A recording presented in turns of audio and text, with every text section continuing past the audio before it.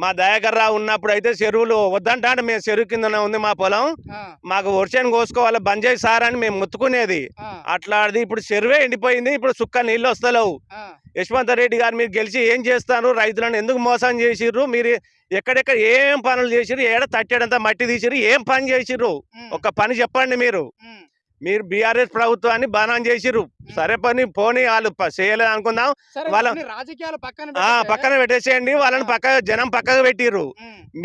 మీరు మంచిగా చేస్తామని చెప్పింది ఏం పని చేసిర్రు ఇంతవరకు, మీ 6 గ్యారంటీలు ఏమైనా ఏం పని చేసిర్రు, మీరు రైతు రుణమాఫీ చేస్తారని ఎంతవరకు చేసిర్రు, ఊళ్ళకి కూర్చుందాం, రైతులతోనే నేరుగా మాట్లాడదాం, రాజకీయం అవసరం లేదు, ఊళ్ళకే వచ్చి మాట్లాడదా, రైతులమే వస్తాం మేము, మీరు ఎవరెవరికి రుణమాఫీ చేసిర్రు, ఎంత మందికి చేసిర్రు అనేది తెలుస్తుంది కదా, రాండి ఊళ్ళనే కూర్చుందా. యశ్వంత్ రెడ్డి మీరు మా ఎమ్మెల్యే కదా, రండి ఇక్కడ.